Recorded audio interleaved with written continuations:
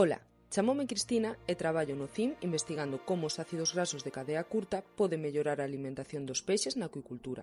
A alimentación é un dos fatores clave neste sector, polo que é fundamental avanzar cara a mellores estrategias. Neste contexto, os ácidos grasos de cadea curta son metabolitos producidos pola microbiota intestinal cando fermentan compoñentes da comida. En estudos previos en mamíferos demostrouse que poden influir positivamente na regulación de inxesta, polo que o obxectivo da miña tese é avaliar se estes compostos poden empregarse como suplementos nutricionais na acuicultura. Para alcanzalo, dedícome a...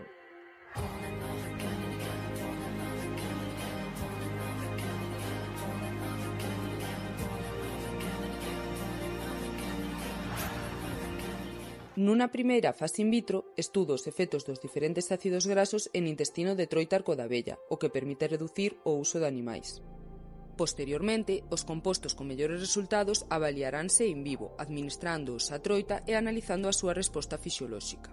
Finalmente, o ácido graso máis prometedor incorpórase a pensos experimentais para avaliar parámetros clave como a inxesta e o crecemento, contribuindo ao desenvolvemento de estrategias nutricionais máis eficientes e sostibles na acuicultura.